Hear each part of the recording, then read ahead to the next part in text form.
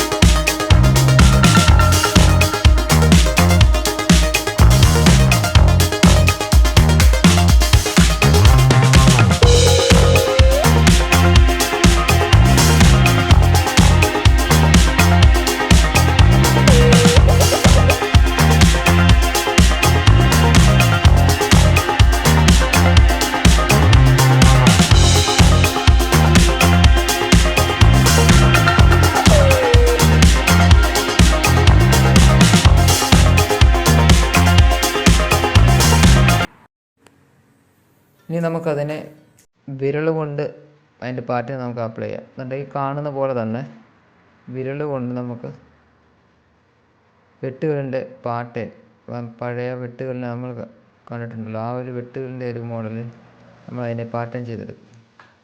അതിനെ നമ്മൾ ഇങ്ങനെയാണ് അതിനെ അപ്ലൈ ചെയ്യേണ്ടത്. 5 വിരൽ ഉപയോഗിച്ചാണ് നമ്മൾ ആ ഒരു പാറ്റേൺ അപ്ലൈ ചെയ്യേണ്ടത്.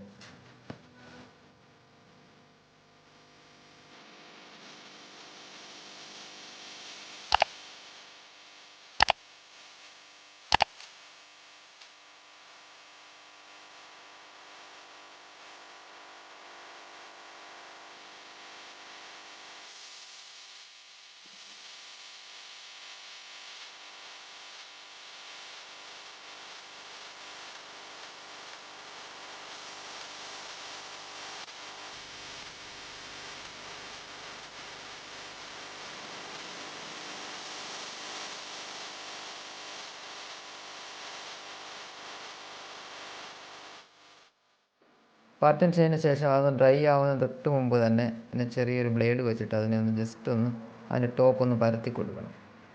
അതുകൊണ്ട് ഈ ഒരു ടോണിൽ അതൊന്നൊന്ന് പരത്തി കൊടുക്കണം.